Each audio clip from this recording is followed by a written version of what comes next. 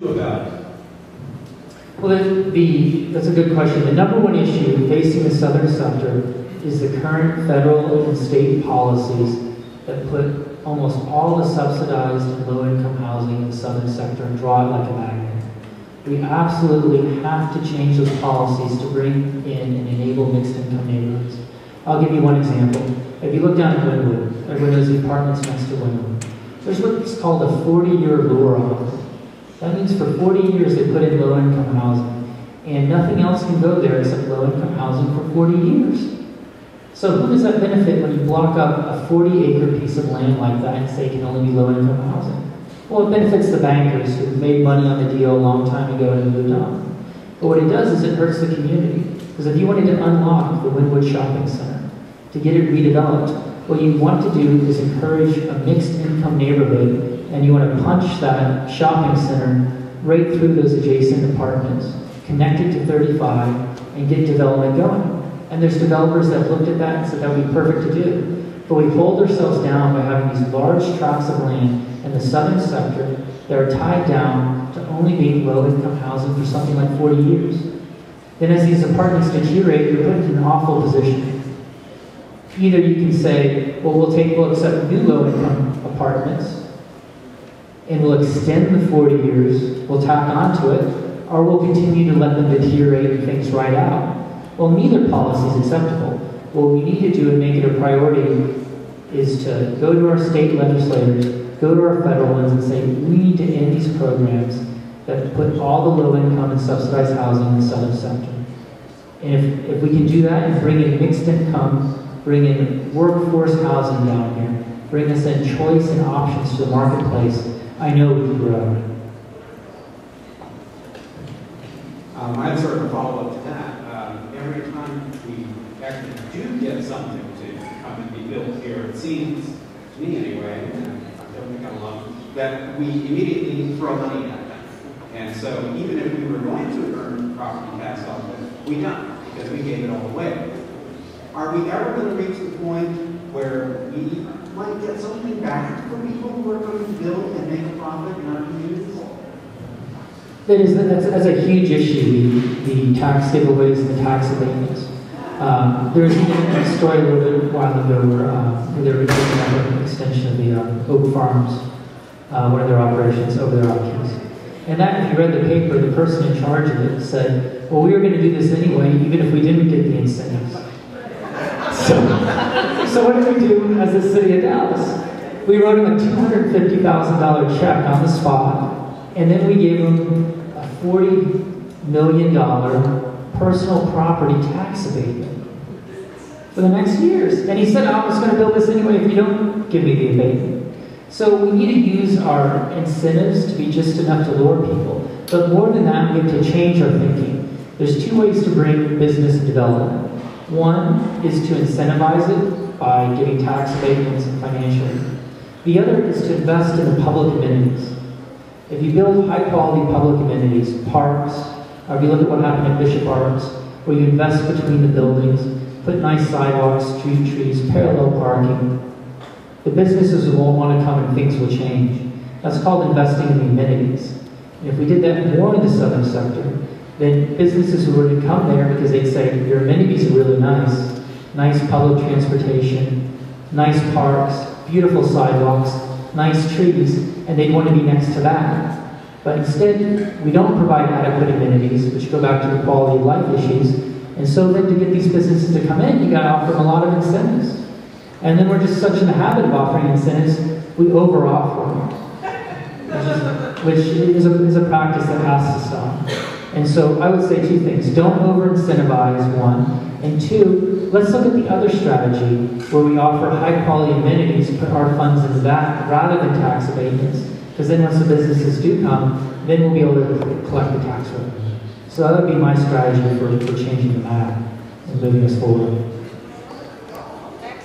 Can you answer my dark question about the red line and the blue line? Yes, absolutely. We do public transportation, we need to get it out there, and the lines, we need to attach them to destinations. And certainly the southwest quadrant of not only the county, but of the District 3 has been ignored for a long time. We need to get public transportation out there, and we need to get it at the schools, the community colleges, where it would be most leveraged. And then when it goes out there, what we need to do too is, has anyone visited the Corinth Dart Station or seen the Hampton Dart Station?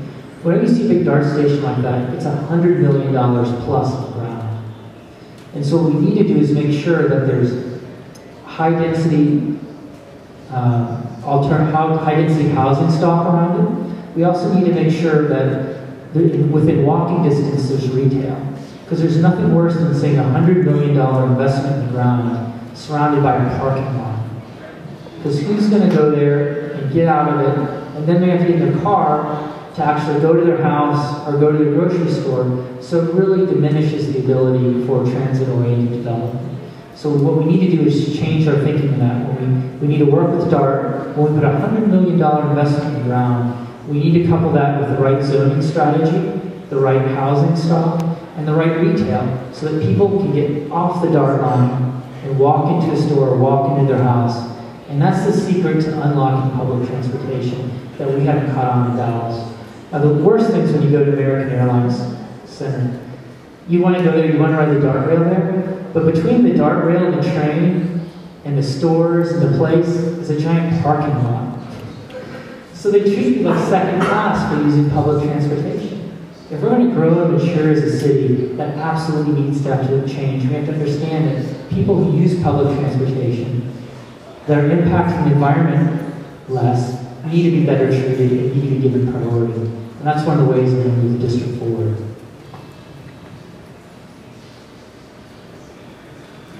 Kind of time. Okay, is that right? Okay. Yeah. Am I making you happy? Bill with the Conservation League, Dallas Homeowners League, along with developers Mill Sleeper and Barry Henry. Others work together as a council-approved advisory committee to create an off-the-shelf zoning category that would aid the creation of needed density without the red tape and time involved in creating a planned development district. The City Council unanimously approved this form-based zoning category. Would you support the use of this existing off-the-shelf, high-density created form-based zoning for the Trinity Gateway in lieu of the pilot study currently in the beginning stage? If you will not support the use of form-based zoning, why would you? Well, I'll say, I'm going to credit you, urbanist. I took the exam at the University of Miami School of Architecture and passed it. So I'm a huge believer in form-based zoning. I'm also a huge believer in getting the city moving these zoning cases through. Building permitting right now, to get a building permit takes 4 to 5 months. To get a zoning case, at least 9 months. That's unacceptable. So finding these off-the-shelf solutions is critical for moving us forward. And form-based code is a great way to go about it. And we don't have to reinvent the wheel every time. There's some wonderful form-based codes that have been done in the past. There's other, the Smart Code version 9.2. You can pull it off the shelf, calibrate it for your project, and let's get things built, get moving forward instead of just pretty pictures, which is too often what we end up with. So would you support changing to this form-based zoning rather than the private study that's currently being looked at? Oh, I would. I would also think a better approach than what's going on right now is to include the city design studio and have them just give you the form-based stuff off the shelf. I think both those are better approaches than we have now. Because the story of the gateways, that zoning was slated to happen before the data study. And now the data study has come and gone and passed, and we're still not to the gateway. We've got to get this stuff rezoned. We've got to understand it. The big question, the big issue too, is whenever you look at your zoning, whenever you rezone something, you have to start looking at your transportation too. Rezoning is only half of it, changing the land use and talking about the density. You got to make sure you're the right transportation network, the right public transportation system that's going to go in place to make it work. That's what we learned on Fort Worth Avenue. There's no way you could have an 8-lane Beckley with an 11-lane intersection with buildings and sidewalks 10 feet away. They just don't make sense. And so that's part of the model where we have to change the city of Dallas. Is your zoning, your land use, and your transportation have to agree. Because if they don't agree, nothing ever gets done. So I'm completely on board. Thank you.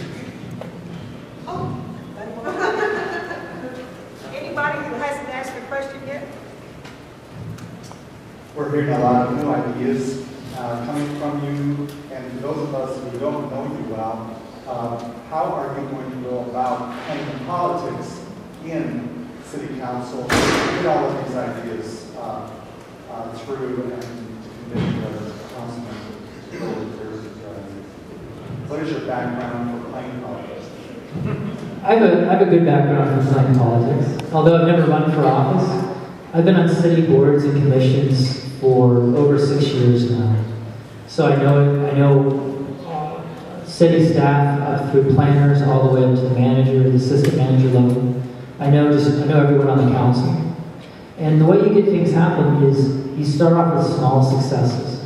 You tell them, I want to try this, and I can easily get 8 votes with the other people. We'll move it forward, we'll try it. They'll see the success, and then then they'll get a little jealous, and then we'll move it forward and open it up to everyone.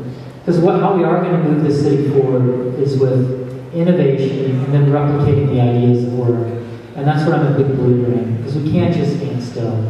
And we can't just have an old series of ideas. So I know how the politics work at City Hall.